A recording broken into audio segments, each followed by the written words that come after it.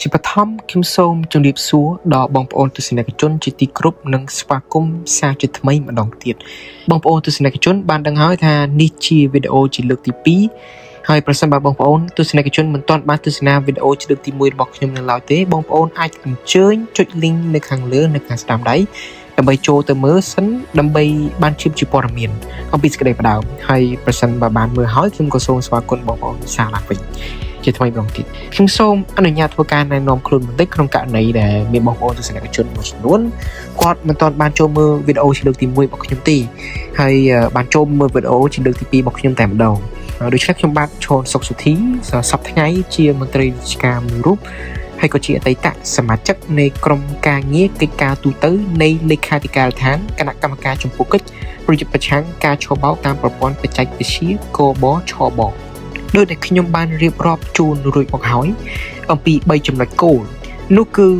ខ្ញុំបានរៀបរាប់និងពន្យល់ជូននៅទស្សនវិជ្ជាទូទៅសារបាននិងស្ថានភាពបច្ចុប្បន្នរួចរាល់អស់ហើយនៅក្នុងវីដេអូលើកទី1ដូច្នេះនៅក្នុងវីដេអូជាលើកទី2នេះខ្ញុំនឹងធ្វើសេចក្តីពន្យល់អំពីខ្លឹមសារសំខាន់នៃច្បាប់ស្តីពីការប្រឆាំងការឆបោកតាមប្រព័ន្ធបច្ចេកវិទ្យាតែម្ដង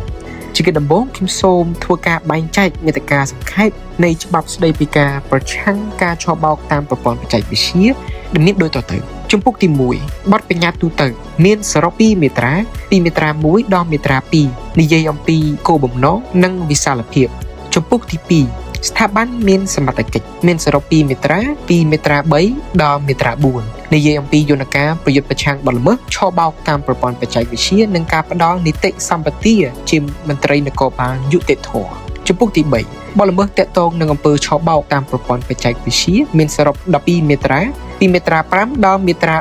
16និយាយអំពីបទល្មើសទាក់ទងនឹងអំពើឆបោកតាមប្រព័ន្ធបច្ចេកវិទ្យាចំនួន5និងការទទួលខុសត្រូវព្រហ្មទណ្ឌជំពូកទី4នីតិវិធីពិសេសមានសរុប7មាត្រាពីមាត្រា17ដល់មាត្រា23និយាយអំពីបទបញ្ញត្តិស្តីពីនីតិវិធីព្រហ្មទណ្ឌជំពូកទី5អវសានបញ្ញត្តិមានសរុប1មាត្រាគឺមាត្រា24និយាយអំពីអវសានបញ្ញត្តិការប្រកាសឲ្យប្រើនិងការអនុវត្តច្បាប់ជាកិច្ចបន្ទាប់ខ្ញុំសូមទាញចំណាប់អារម្មណ៍ត្រង់ជំពូកទី5អវសានបញ្ញត្តិត្រង់មាត្រា24និយាយអំពីការប្រកាសឲ្យប្រើនិងការអនុវត្តច្បាប់ដែលក្នុងនោះមានតែ2 clear នោះទេដែលនេះសូមបញ្ជាក់ឲ្យឃើញអំពីភាពចាំបាច់នៃតម្រូវការនៃច្បាប់និងការដាក់ឲ្យប្រើប្រាស់ជាប្រញាប់ដើម្បីបំពេញចន្លោះខ្វះខាតនិងផ្ដល់មធ្យោបាយដល់មន្ត្រីអនុវត្តច្បាប់ចាត់ចែងតាមនីតិវិធី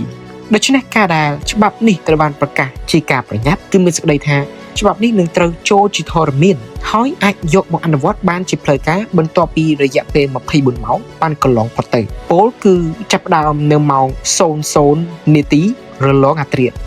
ជាស្ដែងគឺការអាចយកអនុវត្តតាមនីតិវិធីក្រោយប្រកាសជាផ្លូវការបានម្យ៉ាងទៀតការដែលច្បាប់នេះត្រូវមានអានុភាពអនុវត្តភ្លាមគឺមានសេចក្តីថាច្បាប់នឹងមានអានុភាពលើជនល្មើសដែលបានប្រព្រឹត្តសកម្មភាពពាក់ព័ន្ធវិធានច្បាប់ក្រោយច្បាប់ចូលជាធរមានហើយมันអាចយកចោទប្រកាន់នៅចំពោះមុខជនល្មើសដែលបានប្រព្រឹត្តសកម្មភាពមុនច្បាប់ចូលជាធរមានជាផ្លូវការបានឡើយតាមរយៈគោលការណ៍អត់មានអានុភាពប្រតិសកម្មរបស់លក្ខខណ្ឌគតិយុត្តនៃក្រមព្រហ្មទណ្ឌខ្ញុំសូមលើកឡើងនៅជំពូកទី1បទបញ្ញត្តិទូទៅ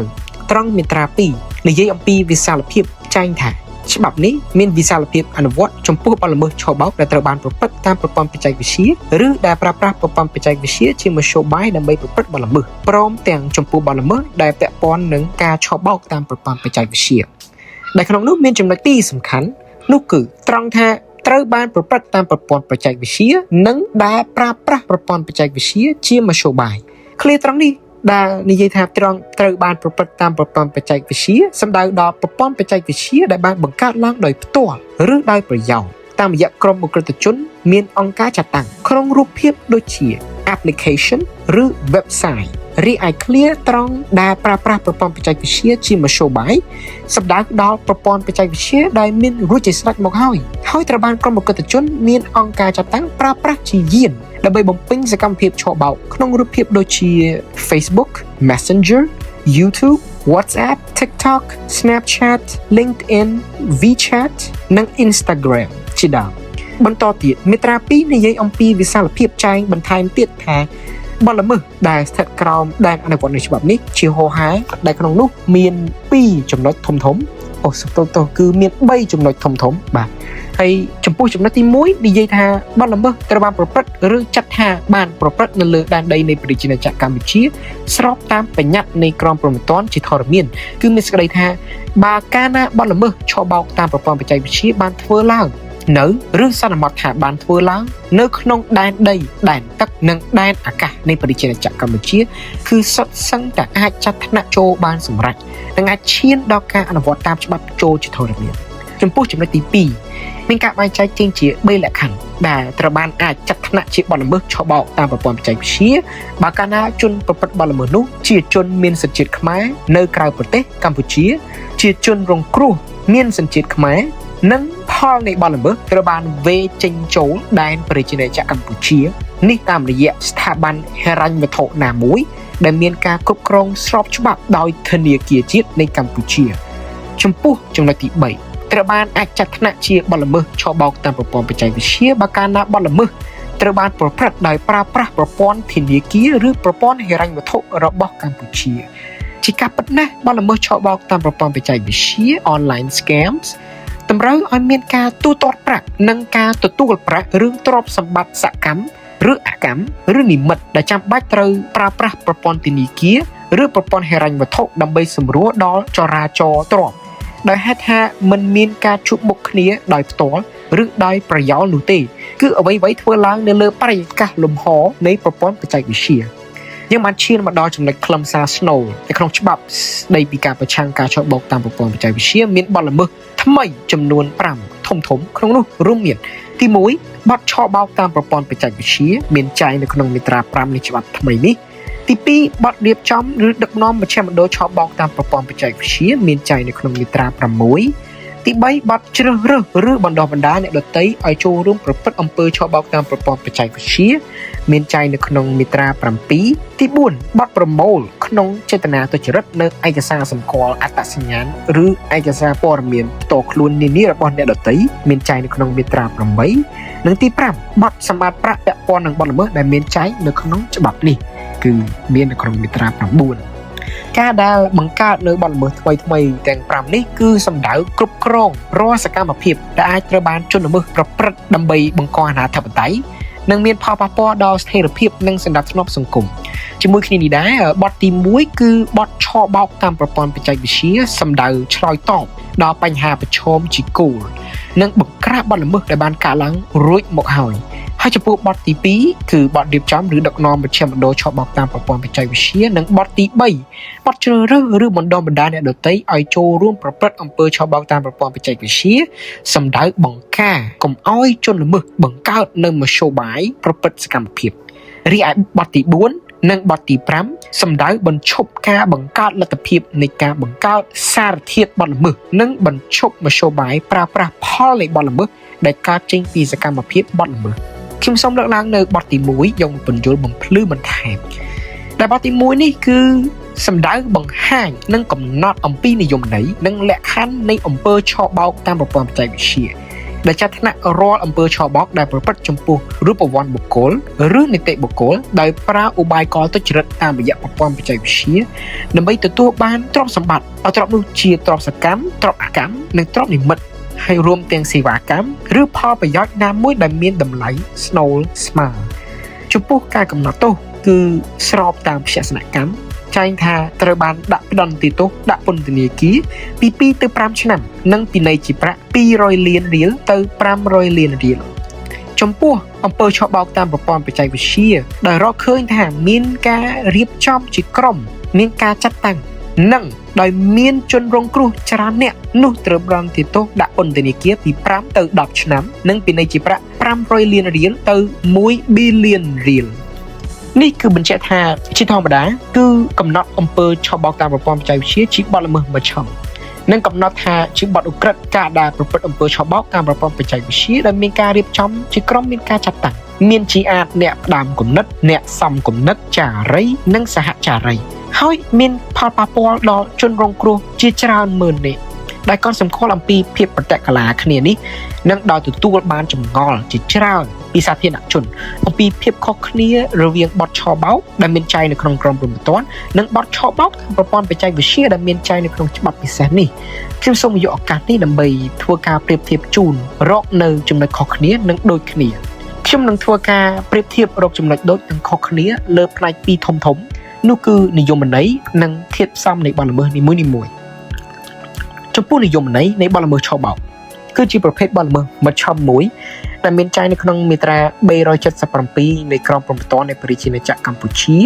ដែលចង់សម្ដៅលើជនល្មើសដែលមានបំណងចង់បានប្រយោជន៍ពីជនរងគ្រោះដែលរៀបចំគម្រោងទុកមុនពេលធ្វើសកម្មភាពដែលប្រព្រឹត្តឡើងមានរូបភាពជាលក្ខណៈក្លែងបន្លំការបន្លំឈ្មោះឬការក្លែងឋានៈដើម្បីឲ្យជនរងគ្រោះជឿជាក់និងទុកចិត្តរើរូបខ្លួនរីឯចំពោះនិយមន័យនៃបទល្មើសឆបោកតាមប្រព័ន្ធបច្ចេកវិទ្យាដោយដែលយើងបានដឹងស្រាប់ហើយគឺជាបទល្មើសឆបោកដែលត្រូវបានប្រព្រឹត្តតាមប្រព័ន្ធបច្ចេកវិទ្យាឬដែលប្រើប្រាស់ប្រព័ន្ធបច្ចេកវិទ្យាជាមធ្យោបាយដើម្បីប្រព្រឹត្តបទល្មើសជារួមកន្លែងខុសគ្នាត្រង់ថាបទល្មើសឆបោកតម្រូវឲ្យមានការប្រើល្បិចឬជាការបញ្ចុះបញ្ចូលតាមរយៈសម្ដីឯកសារជាដើមដើម្បីឲ្យជនណាម្នាក់ជឿជាក់មកលើខ្លួនឯងហើយទទួលយកអ្វីមួយដែលខុសពីការពិតហើយសកម្មភាពទាំងនេះប្រព្រឹត្តឡើងដោយមានគម្រោងការទុកជាមុនក្នុងគោលបំណងច្បាស់លាស់ណាមួយរីឯបទល្មើសឆបោកតាមប្រព័ន្ធបច្ចេកវិទ្យា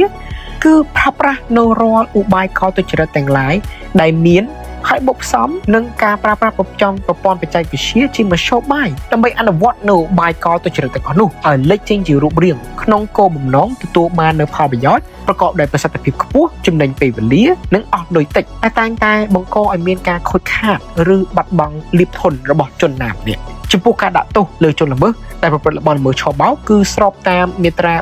378នៃក្រមព្រហ្មទណ្ឌដែលត្រូវផ្តន្ទាទោសដាក់ពន្ធនាគារពី6ទៅ3ឆ្នាំនិងពិន័យជាប្រាក់1លានទៅ6លានរៀលជាការប៉ុណ្ណាយើងឃើញថាបទល្មើសមជ្ឈិមបទល្មើសឆបោកជាបទល្មើសមជ្ឈិមប៉ុន្តែបទល្មើសឆបោកតាមប្រព័ន្ធបច្ចេកវិទ្យាមានទម្ងន់ទោសធ្ងន់ជាងដោយមូលហេតុមធ្យោបាយទម្រង់និងធាតុផ្សំនៃបទល្មើសមានច្រើនជាងដូច្នេះការដាក់ទោសទណ្ឌគឺពិតជាស្របតាមភេសនកម្មមួយវិញទៀតគឺត្រង់ថាបទល្មើសឆបោកភាគច្រើនត្រូវបានជនរងគ្រោះរាយការណ៍អំពីភាពរងគ្រោះរបស់ខ្លួនដែលបានធ្លាក់ចូលសំណាញ់នៃឧបាយកលទុច្ចរិតរបស់ជនឆបោក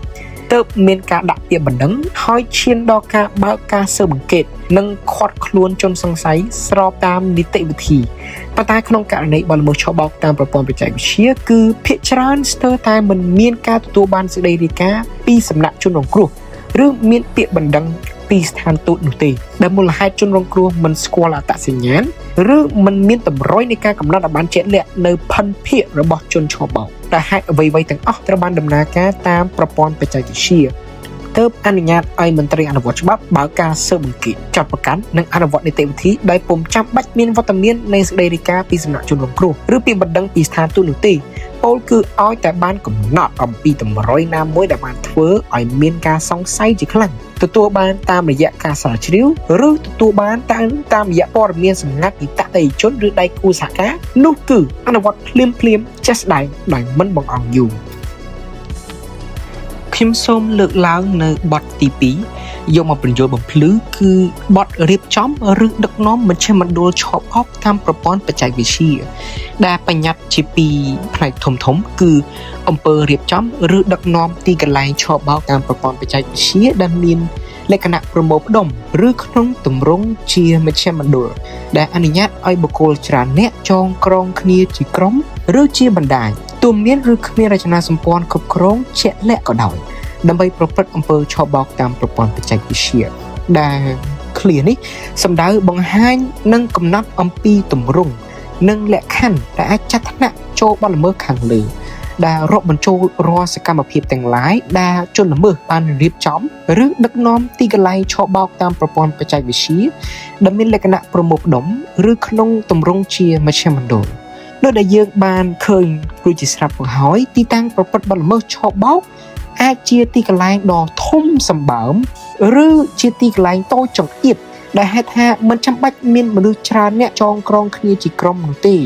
ឬជាបណ្ដាញដើម្បីដំណើរការនោះទេហើយចាំបាច់ត្រូវមានអ្នកស្នូលយ៉ាងតិច1នាក់ដើម្បីគ្រប់គ្រងនិងវត្តមានប្រព័ន្ធបច្ចេកវិទ្យាដូចជាកុំព្យូទ័រឬទូរស័ព្ទដៃជាដើម មួយវិញទៀតការគ្រប់គ្រងរចនាសម្ព័ន្ធរបស់មជ្ឈមណ្ឌលឆបោកបានវិវត្តពីទីតាំងតូចដូចជាផ្ទះឬបន្ទប់ជួលទៅទំហំក្នុងឃ្លាំងទំនិញហើយបច្ចុប្បន្នបានក្លាយជាឧស្សាហកម្មដែលគ្របដណ្ដប់ដីធ្លីនិងទីតាំងអគារធំសម្បើមខ្លាំង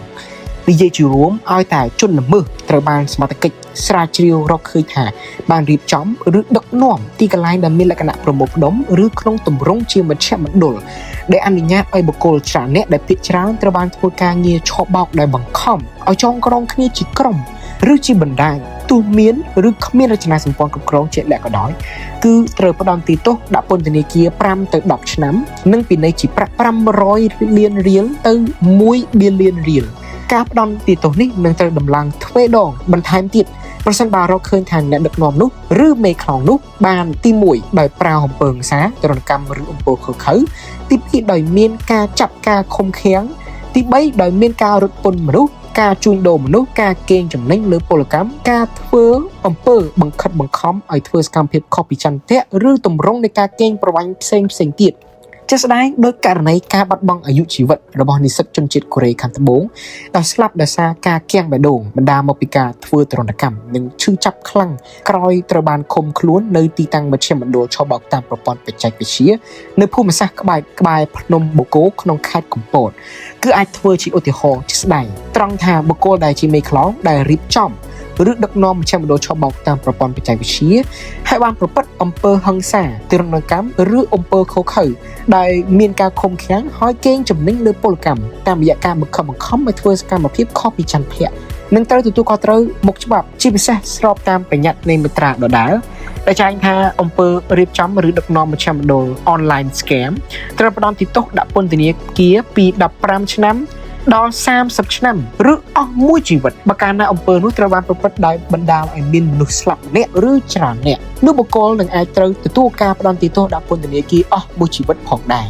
ជាទូទៅសកម្មភាពប្រៃសៃទាំងអស់នេះរមែងកើតមានឡើងក្នុងបរិយាកាសនៃដំណើរការប្រព្រឹត្តទៅនៃការឆបោក online scam ដែលមូលហេតុរាល់ជនទាំងឡាយដែលត្រូវបានជួញដូរមកក្នុងទីតាំងឆបោកត្រូវរងនៅការបង្ខំឲ្យធ្វើសកម្មភាពខុសពីចន្ទៈហើយប្រសិនបើជំទាស់នោះនឹងទទួលរងអំពើហិង្សាទរណកម្មឬអំពើឃោរឃៅខ្ញុំសូមលើកឡើងនៅបទទី3យកមកពន្យល់បំភ្លឺគឺបទជ្រើសរើសឬបណ្ដុះបណ្ដាលអ្នកដទៃឲ្យចូលរួមប្រព្រឹត្តអំពើឆបោកតាមប្រព័ន្ធបច្ចេកវិទ្យាដែលបញ្ញត្តិនៅលក្ខណៈនៃការកសាងសមត្ថភាពរបស់ជនល្មើសនិងបកពួកដែលដើម្បីជំរុញផលិតកម្មនៃការកសាងចរន្តលំហូរផលចំណេញខុសច្បាប់ដែលមានប្រភពហិរញ្ញវត្ថុមិនច្បាស់លាស់គឺត្រូវដំណើរការជ្រើសរើសតាមរយៈការចាត់ជំរិតឬការដាក់អន្ទាក់ជ្រើសរើសបុគ្គលិកមកបំពេញការងារដែលកម្មវត្ថុនៃកិច្ចសន្យាមានខ្លឹមសារខុសពីអត្ថន័យនៃច្បាប់រួចទៅហើយពោលគឺអំពើជ្រើសរើសឬបណ្ដុះបណ្ដាលអ្នកដទៃក្នុងគោលបំណងឲ្យចូលរួមប្រព្រឹត្តអំពើឆបោក online scams ត្រូវផ្ដន្ទាទោសដាក់ពន្ធនាគារ2ទៅ5ឆ្នាំនិងពិន័យជាប្រាក់200លានរៀលទៅ500លានរៀលដែលការធ្វើបែបនេះក្នុងទម្រង់នៃការប្រើប្រាស់មធ្យោបាយឬសកម្មភាពដូចជាទី1ដោយប្រើអំពើហិង្សាទរណកម្មឬអំពើឃោរឃៅទី2ដោយមានការចាប់ការឃុំឃាំងឬការបង្ខាំងទី3ដោយបណ្ដាលឲ្យមានមនុស្សស្លាប់ទី4ដោយដឹងថាបុគ្គលដែលត្រូវបានជ្រើសរើសឬបណ្ដុះបណ្ដាលគឺជាជនរងគ្រោះនៃអំពើរត់ពន្ធមនុស្សឬអំពើជួញដូរមនុស្សជាស្ដែងដូចជាការចាត់ចម្រិតចូលឡានដោយបង្ខំឲ្យធ្វើការឆបោកឬការប្រើប្រាស់ឧបាយកលទុច្ចរិតដើម្បីបោកបញ្ឆោតជនរងគ្រោះជាជនជាតិបរទេសដែលធ្វើឲ្យខ្លួនធ្លាក់ក្នុងអន្ទាក់នៃការជួញដូរមនុស្សដោយមិនដឹងខ្លួនជាបន្តខ្ញុំសូមលើកឡើងនៅបទទី4យកមកពន្យល់បំភ្លឺបន្ថែមគឺបទប្រមូលក្នុងចេតនាទុច្ចរិតនៅឯកសារសម្គាល់អត្តសញ្ញាណឬឯកសារព័ត៌មានផ្ទាល់ខ្លួននានារបស់អ្នកដទៃដែលបញ្ញត្តិថាចំពោះបុគ្គលណាដែលប្រមូលនៅអត្តសញ្ញាណប័ណ្ណឬលិខិតឆ្លងដែនឬឯកសារព័ត៌មានផ្ទាល់ខ្លួននានារបស់អ្នកដទៃក្នុងគោលបំណងប្រើប្រាស់ឬបង្កើតជាអាចនៅគណនីធនាគារគណនីអនឡាញ website គណនីអេឡិចត្រូនិកឬគណនីបណ្ដាញសង្គមនានាសម្រាប់ជាមធ្យោបាយប្រព្រឹត្តបទល្មើស online scams ត្រូវផ្ដន្ទាទោសដាក់ពន្ធនាគារ1ទៅ3ឆ្នាំនិងពិន័យជាប្រាក់100លានរៀលទៅ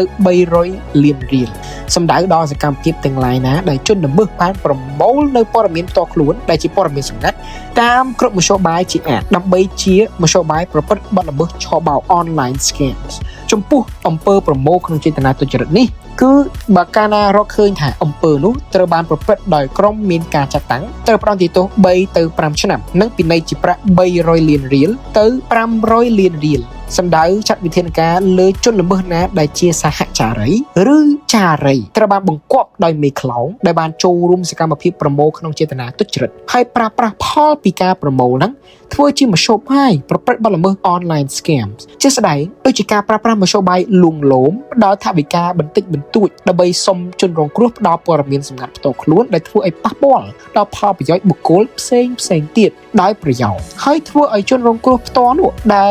ត្រូវបានផ្ដល់នៅព័ត៌មានសម្ងាត់ផ្ទាល់ខ្លួនដល់ជនអនាមិកទទួលរងនៅថ្មបាក់ឬហេតុការណ៍ផ្សេងទៀតឬផលប៉ះពាល់ផ្សេងទៀតដែលអាចនឹងត្រូវបានប្រឈមដាក់នឹងខ្លួនដោយមិនដឹងខ្លួនខ្ញុំសូមលើកឡើងនៅបទទី5យកមកបញ្យល់គឺបទសម្អាតប្រាក់ពាក់ព័ន្ធនឹងបទល្មើសដែលមានចែងក្នុងច្បាប់នេះដែលបញ្ញត្តិលក្ខខណ្ឌនិងលក្ខណៈពិសេសនៃបទសម្អាតប្រាក់ដែលមានអត្ថន័យខុសប្លែកពីបទល្មើសសម្អាតប្រាក់ធម្មតាដែលមានចែងនៅក្នុងក្រមព្រហ្មទណ្ឌដោយកត់សម្គាល់អំពីភាពប្រតិកលាគ្នានិងដោយទទួលបានចម្ងល់ជាច្រើនផងដែរពីសាធារណជនអំពីភាពខុសគ្នារវាងបទសម្អាតប្រាក់ដែលមានចែងនៅក្នុងក្រមព្រហ្មទណ្ឌនិងបទសម្អាតប្រាក់ពិសេសដែលមានចែងនៅក្នុងច្បាប់នេះខ្ញុំសូមយកឱកាសនេះដើម្បីធ្វើការប្រៀបធៀបជូនហើយរកនៅចំណុចខុសគ្នាដូចគ្នានិងបង្ហាញជូនតែម្ដងបាទខ្ញុំនឹងធ្វើការប្រៀបធៀបរកចំណុចដូចនៅចំណុចខុសគ្នាដោយ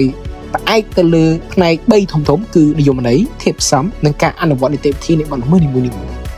ចំពោះនិយមន័យនៃបទល្មើសសម្អាតប្រាក់ដែលយោងតាមស្មារតីនៃមាត្រា3កថាខណ្ឌទី1នៃច្បាប់ស្តីពីការប្រឆាំងការសម្អាតប្រាក់និងហិរញ្ញប្បទានភេរវកម្មបាននិយមន័យថាកការបំផ្លែងឬការផ្ទេរទ្រព្យសម្បត្តិដែលដឹងថាទ្រព្យសម្បត្តិនោះជាផលនៃបទល្មើសក្នុងគោលបំណងបិទបាំងឬក្លែងប្រភពដើមមិនស្របច្បាប់នៃទ្រព្យសម្បត្តិទាំងនេះឬជួយបុគ្គលណាដែលបានពាក់ព័ន្ធក្នុងបទល្មើសដើម្បីឲ្យបុគ្គលនោះគេចផុតពីផលវិបាកតាមឆ្លើយច្បាប់នៅសកម្មភាពរបស់ខ្លួនខ្ញុំសូមបញ្ជាក់ជូនផងដែរក្នុងនេះមានទៅដល់4ចំណុចនៅក្នុងនោះមានចំណុចកខគនិងខហើយខ្ញុំសូមបរិយាយជូនតែចំណុចកទេហើយដែលទាំង4ចំណុចនេះសំដៅជារួមដល់ដំណើរការកែប្រែទ្រព្យសម្បត្តិដែលមានប្រភពដើមមិនស្របច្បាប់ឲ្យប្រែក្លាយជាស្របច្បាប់វិញ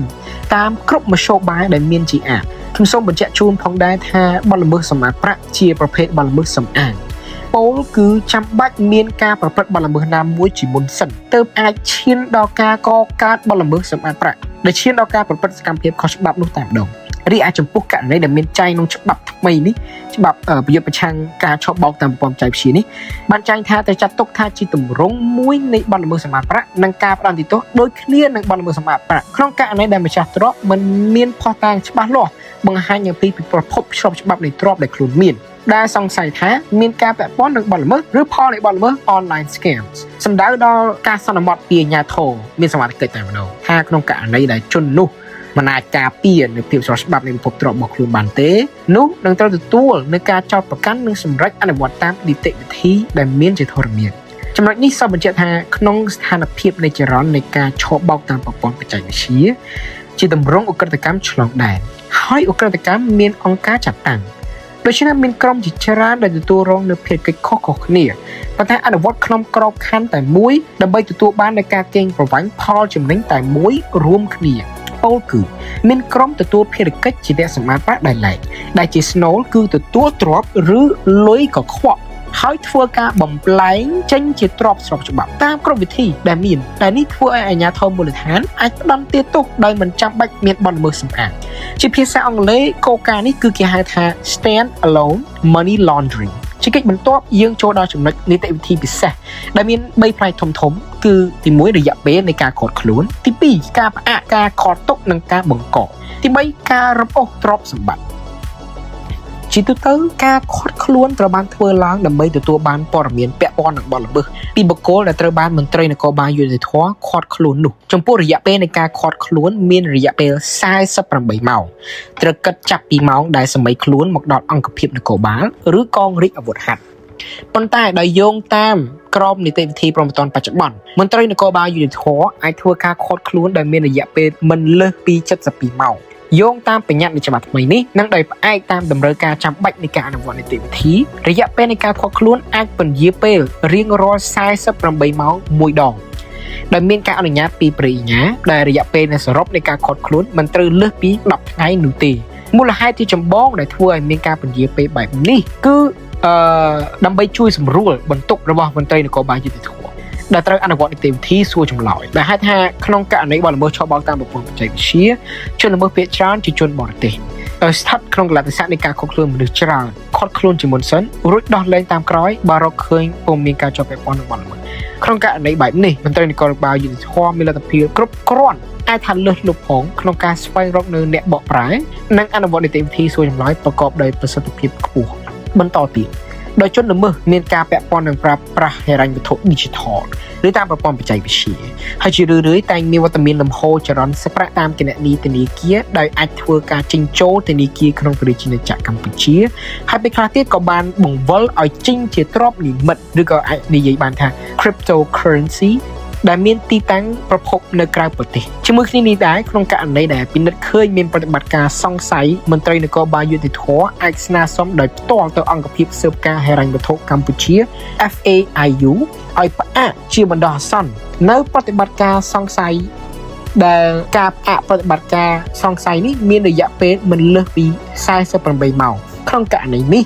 បើពិនិត្យឃើញមានទ្រព្យសម្បត្តិឬប្រតិបត្តិការសង្ស័យផ្សេងទៀតជាប់ពាក់ព័ន្ធបទល្មើសឬផលនៃបទល្មើសមន្ត្រីនគរបាលយុតិធធម៌អាចស្នើសុំទៅអាជ្ញាធរមានសមត្ថកិច្ចដើម្បីឃាត់ទុកទ្រព្យសម្បត្តិឬផ្អាកប្រតិបត្តិការជាបណ្ដោះអាសន្នជាមួយគ្នានេះដែរប្រសិនបើម្ចាស់គណនីម្ចាស់ទ្រព្យសម្បត្តិឬអតិថិជនដែលមានផលប្រយោជន៍ពាក់ព័ន្ធនឹងទ្រព្យសម្បត្តិខាងលើឃើញថាការធ្វើបែបនេះគឺជាការយល់ច្រឡំជាការភ័ន្តច្រឡំអាចប្តឹងតវ៉ាចំពោះការសម្រេចរបស់តុលាការបន្ទាប់ពីបានទទួលដំណឹងអំពីវិធានការបណ្ដោះអាសន្ននេះភ្លាមបន្ថែមពីលើនេះក្នុងករណីដែលមានការលើកលែងការចោទប្រកាន់ដោយមូលហេតុអត្តសញ្ញាណរបស់ជនត្រូវចោទមិនត្រូវបានស្គាល់ឬក្នុងករណីដែលជនត្រូវចោទទទួលបានមរណភាពចៅក្រមស៊ើបសួរដឹងសុំតាមដីកាបញ្ជូនទៅតុលាការព្រហ្មទណ្ឌឲ្យសម្រេចរឹបអូសឧបករណ៍សម្ភារៈមូលនិធិផលធនឬទ្រព្យសម្បត្តិដែលជាមធ្យោបាយប្រព្រឹត្តបទល្មើសទីតាំងប្រព្រឹត្តបទល្មើសឬផលនៃបទល្មើសការធ្វើបែបនេះគឺអនុវត្តតាមវិធានការដែលមានពាក្យជាអង់គ្លេសថា non conviction based confiscation ជាភាសាខ្មែរមានសេចក្តីថាការរឹបអូសទ្រព្យសម្បត្តិបើទោះបីជាមិនមានការផ្ដន្ទាទោសជនល្មើសដោយសារមូលហេតុអត្តសញ្ញាណមិនច្បាស់លាស់ឬមរណភាពជាគេបន្តគឺសូម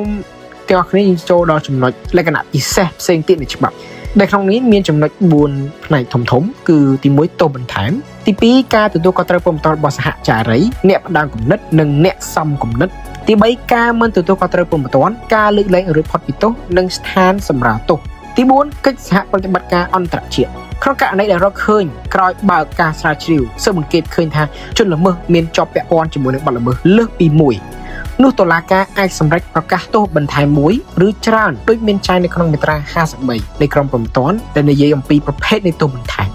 ជាទូទៅជនល្មើសដែលមានការចូលរួមធ្វើសកម្មភាពពាក់ព័ន្ធការឆបោកតាមប្រព័ន្ធបច្ចេកវិទ្យារមែងតែងប្រព្រឹត្តនៅបទល្មើសផ្សេងទៀតក្នុងនោះដែរដូចជាការជួញដូរនិងប្រើប្រាស់គ្រឿងញៀនការជួញដូរនិងប្រើប្រាស់អាវុធខុសច្បាប់ការជួញដូរមនុស្សនៅបង្ខំឲ្យធ្វើការងារពលកម្មបេសកចារទារុណកម្មឃាតកម្មសម្អាតប្រាក់ហិង្សាលក្ខករណីពិសេសនៃច្បាប់ថ្មីនេះគឺតុលាការអាចប្រកាសរឹបអូសទ្រព្យសម្បត្តិដែលត្រូវបានប្រើប្រាស់ជាទីតាំងឬមជ្ឈមណ្ឌលឆបោកតាមប្រព័ន្ធបច្ចេកវិទ្យាដែលរួមបញ្ចូលនៅចលនាវត្ថុដែលជាវត្ថុដែលអាចផ្លាស់ទីបានឬអាចដកចេញបានដោយមិនធ្វើឲ្យខូចទ្រង់ទ្រាយដើមរបស់វត្ថុមួយដូចជាសម្ភារៈបច្ចេកវិទ្យានិងអចលនវត្ថុមានដូចជាដីធ្លីនិងវត្ថុដែលជាប់នឹងទឹកដីដូចជាអគារហើយមិនអាចផ្លាស់ប្ដូរទីកន្លែងបានក្នុងនោះដែរដូចជាអគារសំណង់ដំណាំរុក្ខជាតិជាអាជាការឆ្លើយតបនឹងអតិភិបបែបនេះមានប្រជាពលរដ្ឋកម្ពុជាជាច្រើនមានវិនិយោគិនអ្នកប្រកបរបរអាជីវកម្មស្របច្បាប់គាត់មានការព្រួយបារម្ភជាខ្លាំងហើយខ្ញុំសូមបញ្ជាក់ជូនថាប្រសិនបើម្ចាស់ទីតាំងអាចផ្ដល់នៅតលហេកឬអំណះអំណាងក្នុងទម្រង់ជាកិច្ចសន្យាឬជាឯកសារផ្សេងទៀតដែលសម្ដៅបញ្ជាក់អំពីភាពស្អាតស្អំរបស់ខ្លួននោះនឹងជៀសផុតពីការចោទប្រកាន់ដែលមានករណីជាក់ស្ដែងដែលអ្នកជួលទីតាំងពិតជាមិនបានដឹងថាអ្នកជួលទីតាំងរបស់ខ្លួនបានប្រព្រឹត្តអំពើខុសច្បាប់ហើយគេសន្យាជួលបានបញ្ជាក់នៅក្នុងខតចែងនៃខ្លឹមសារហើយថាអ្នកជួលមិនត្រូវប្រព្រឹត្តបទល្មើសណាមួយដែលល្មើសច្បាប់នៃប្រជាជាតិកម្ពុជានោះទេមួយវិញទៀតជាសំណុំពរអ្នកជួលទីតាំងគួរក្រឡេកមកសង្កេតមើលអនុក្រឹត្យលេខ03អនក្របកចុះថ្ងៃទី5ខែមករាឆ្នាំ2026ស្ដីពីការគ្រប់គ្រងសន្តិសុខសុវត្ថិភាពតាមទីតាំងរស់នៅប្រមូលផ្ដុំដើម្បីជៀសវាងការប្រព្រឹត្តកំហុសណាមួយដោយអចេតនាដែលបង្កឲ្យមានផលលំបាកដល់កិច្ចដំណើរការទូទៅនៃការប្រកបរបរអាជីវកម្ម ជាមួយគ្នានេះតុលាការអាចសម្រេចបិទឬលុបគណនីធនាគារគណនីអនឡាញ website គណនីអេឡិចត្រូនិកឬគណនីបណ្ដាញសង្គមនានាដែលត្រូវបានប្រើប្រាស់ជាមធ្យោបាយប្រព្រឹត្តបទល្មើសឆបោកតាមប្រព័ន្ធបច្ចេកវិទ្យាដែលត្រូវបានបង្កើតឡើងដោយប្រើប្រាស់អត្តសញ្ញាណប័ណ្ណឬលិខិតឆ្លងដែនឬឯកសារព័ត៌មានផ្ទាល់ខ្លួននានារបស់អ្នកដទៃរីឯការមិនទទួលខុសត្រូវបន្ទាប់នេះគឺជាចំណុចសំខាន់ចំណុចនេះគឺស្ថិតនៅក្នុងករណីដែលជនល្មើសបានចូលរួមប្រព្រឹត្តបទល្មើសក្រោមអានុភាពនៃកម្លាំងឬការបង្ខិតបង្ខំពីព្រោះជនល្មើសនៃអំពើឆបោកតាមប្រព័ន្ធបច្ចេកវិទ្យាតែបានចាត់ទុកថាជាជនរងគ្រោះនៃអំពើជួញដូរមនុស្សឬអំពើរត់ពន្ធមនុស្សដែលស្របតាមបញ្ញត្តិនៃក្រមព្រហ្មទណ្ឌដែលមានជាធរមានក្នុងករណីដែលជនល្មើសបានផ្ដល់នៅកិច្ចសហការរាយការណ៍បន្ថែមដល់អាជ្ញាធរមានសមត្ថកិច្ចអំពីបទល្មើសឆបោក online scams ហើយដែលអាចនាំឲ្យស្គាល់អត្តសញ្ញាណរបស់ជនល្មើសផ្សេងទៀតឬអាចប្រមូលមកវិញនៅផលនៃបទល្មើសបុគ្គលនោះឯងអាចត្រូវបានលើកលែងឲ្យរួចផុតពីការទទួលទោសឬត្រូវបានទទួលនៅស្ថានសម្រាលទោសខ្ញុំសូមបញ្ជាក់ជូនថាការទទួលបានការលើកលែងទោសគឺប្រព្រឹត្តទៅក្នុងករណីដែលជនល្មើសនោះឬក៏ជនណានោះដែលមានការជាប់ពាក់ព័ន្ធបានជម្រាបប្រាប់សមត្ថកិច្ចឬអាជ្ញាធរមូលដ្ឋានមុនពេលមានការចោទប្រកាន់ទៅលើជននោះមួយវិញទៀតការត្រូវបានទទួលនៅស្ថានសម្រាលទោសគឺនៅពេលដែលជននោះបានជម្រាបប្រាប់សមត្ថកិច្ចក្រោយពេលមានការចោទប្រកាន់ចំណុចបន្ទាប់គឺចំពោះសហចារីអ្នកផ្ដាំគំនិតនិងអ្នកសំគំនិតនៃបទល្មើសដូចមានចែងនៅក្នុងច្បាប់នេះត្រូវផ្ដន្ទាទោសដូចគ្នានឹងចារីផងដែរបញ្ញត្តិនេះសម្រាប់ផ្ដន្ទាទោសដល់បពួកដល់មេខ្លោងឬដល់អ្នកដែលផ្ដល់មធ្យោបាយឬជួយសម្របសម្រួលដល់ជនល្មើសក្នុងការប្រព្រឹត្តបទល្មើសបញ្ញត្តិនេះមិនមែនទើបតែមានចែងក្នុងច្បាប់ទេប៉ុន្តែជាបញ្ញត្តិដែលមានចែងនៅក្នុងមាត្រា26មាត្រា28មាត្រា29នៃក្រមព្រហ្មទណ្ឌចំណុចនេះគឺមានសេចក្តីថាច្បាប់អនុញ្ញាតឲ្យផ្ដន្ទាទោសដល់អ្នកឬក៏ជនណាដែលមានការពាក់ព័ន្ធដែលតាំងខ្លួនជាខ្នងបង្អែកដែលអនុញ្ញាតឲ្យជនល្មើសប្រព្រឹត្តសកម្មភាពសម្រាប់កិច្ចសហប្រតិបត្តិការអន្តរជាតិកិច្ចសហប្រតិបត្តិការអន្តរជាតិសំទោសគឺជាភាពចាំបាច់ដើម្បីលើកកម្ពស់ប្រសិទ្ធភាពនៃការប្រយុទ្ធប្រឆាំងអំពើឆបោកតាមប្រព័ន្ធបច្ចេកវិទ្យាដែលប្រព្រឹត្តក្នុងទម្រង់ជាឧក្រិដ្ឋកម្មឆ្លងដែនច្បាប់នេះកំណត់អំពីការធ្វើកិច្ចសហប្រតិបត្តិការអន្តរជាតិខ្ញុំសូមបើកមុខកញ្ចក់កន្លែងនេះទួយចង់បញ្ជាក់ជូនថាកិច្ចសហប្រតិបត្តិការអន្តរជាតិគឺចង់សំដៅទៅលើការធ្វើបច្ចាប័នការជួយគ្នាទៅវិញទៅមកផ្នែកច្បាប់ការធ្វើបែបនេះគឺដើម្បីបម្រើដល់កិច្ចការងារស្រាវជ្រាវស៊ើបអង្កេតនិងការបង្ក្រាបបទល្មើសរួមទាំងការប្រមូលនិងការចែករំលែកព័ត៌មានការកំណត់អត្តសញ្ញាណបុគ្គលការកំណត់អត្តសញ្ញាណទ្រព្យការឃាត់ទុកឬបង្កកទ្រព្យនិងការប្រមូលត្រឡប់មកវិញនៅផលនៃបទល្មើសពាក់ព័ន្ធនឹង online scams អ្វីដែលសំខាន់នោះគឺត្រូវអនុវត្តស្របតាមច្បាប់នៃប្រជាជាតិកម្ពុជានៅរាល់កិច្ចសហប្រតិបត្តិការអន្តរជាតិទាំងឡាយជាមួយបណ្ដាប្រទេសនៅក្នុងពិភពលោកនិងជាពិសេសទៀតគឺត្រូវអនុវត្តឲ្យស្របតាមលិខិតទប់កអន្តរជាតិពាក់ព័ន្ធនឹងការប្រយុទ្ធប្រឆាំងនឹងឧក្រិដ្ឋកម្មឆ្លងដែននិងឧក្រិដ្ឋកម្មតាមប្រព័ន្ធបច្ចេកវិទ្យាដែលប្រទេសកម្ពុជាបានចូលជារដ្ឋភាគី